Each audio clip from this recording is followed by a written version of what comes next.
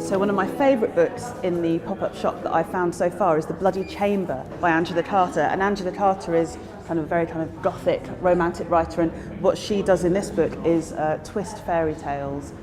So Beauty and the Beast, Little Red Riding Hood, Puss in Boots. She looks at them with a really kind of adult, quite sexual perspective. It really blew my mind when I read these. I'm not going to do the same in my children's books, I don't think. I'm not going to take quite the same approach, but it's a really thrilling, sensual, exciting read.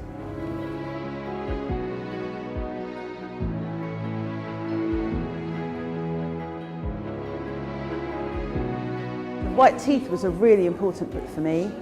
It was one of the first books I read that kind of articulated a little bit of the experience of being Asian and in Britain. It's really funny. I think that's something people don't really say enough about with Zadie Smith's writing. It really made me laugh, and it was relatable in loads and loads of ways.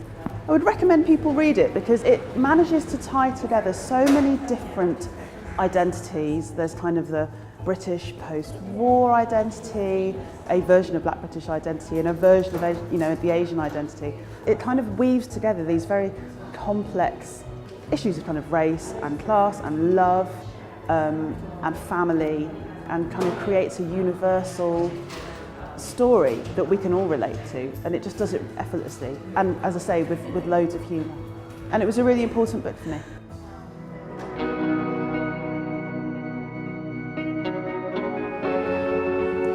So this book by Shirley Jackson, We Have Always Lived in the Castle, is one of my very favourites. Shirley Jackson was ostensibly a horror writer, but she was also a mother. She wrote lots of these books while she was looking after the kids. They are immensely creepy, immensely spooky. I can't quite put my finger on why. This book is about kind of the unspoken supernatural power of a young girl who we think has possibly killed all of her family. And it's got the scariest character name of any book I've ever read, which is Merry Cat, which is just a very creepy name.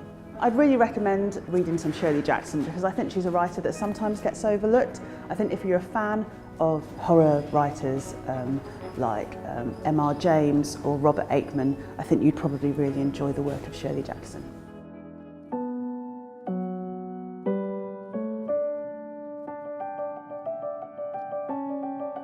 Put Lisa Simpson on the wall because for decades now she's been an icon, I think, of the literate, misunderstood girl.